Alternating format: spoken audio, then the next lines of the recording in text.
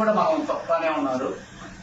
వాళ్ళు నిన్న ఒక్క రోజుగా మనం ఇంత బాధపడిపోతున్నాం, కానీ వాళ్ళు 20 ఏళ్లుగా మన బీసీలకు ఎటువంటి స్థానం లేదు.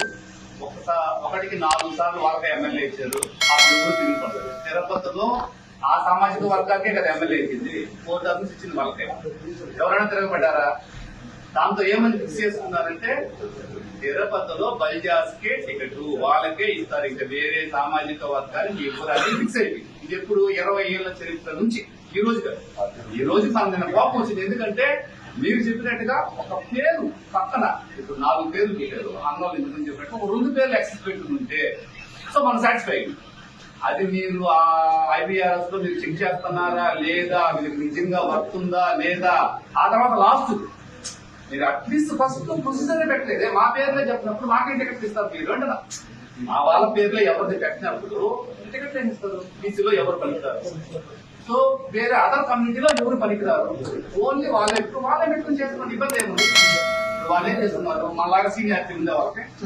చెప్పిన పేర్లు వాళ్ళు సీనియారిటీ ఉందా? 20 ఏళ్ళ చరిత్ర ఉందా వాళ్ళకి? పార్టీలోకి ఎప్పుడు వచ్చారు వాళ్ళు? ఏం తీసుకుని వచ్చినారు వాళ్ళు అంటున్నా. సరే ఎప్పుడు నుంచి ఫైట్ చేస్తున్నారు వాళ్ళు? జగన్నాథం కావచ్చు, మధు కావచ్చు, గడ్డకలకి కృష్ణ అన్న, భాస్కర్ అన్న, అంతా ఏం చెప్తున్నామంటే మాకంటే ఒక గుర్తింపు ఇవ్వండి. మేము ఫైట్ చేస్తాను, బూతులు కాడ కొట్లాడతాను, చట్టం చింపుకొని అక్కడ పోరాడతాను, పోలీసులతో దెబ్బలు తింటాను. ఎవరు తినేది ఇదంతా? ఆ రోజు మనకు మన దగ్గర డ్రామాలు చెప్పేసి మన మీద చేయి చేసుకొని బూతులు నిలబెట్టేస్తారు అంతే అంటున్నా. వాళ్ళు చేసే పని అది ఒకటే కదా. సరే నేను ఉంచేద్దాము, అక్కడ పై నుంచి వస్తా ఉంది. పెద్ద ఏ రోజు బీసీ పెద్ద పెట్టి పైన కూర్చొని పెట్టింది ఏం లేదా? నేను ఎప్పుడు 2007లో నేను వైస్ చైర్మన్ అయినా. అప్పుడు దాదాపు మొత్తం పనిచేస్తూ రెడ్డిసే డామినేషన్, ఓన్లీ వేరే కమ్యూనిటీ లేదు. 11 మంది వాళ్ళే, ఒక్కడ మట్టే నేను వచ్చాను. దీంట్లో 11 మందిలో 8 మంది రెడ్లు, 3 పనిచేశారు.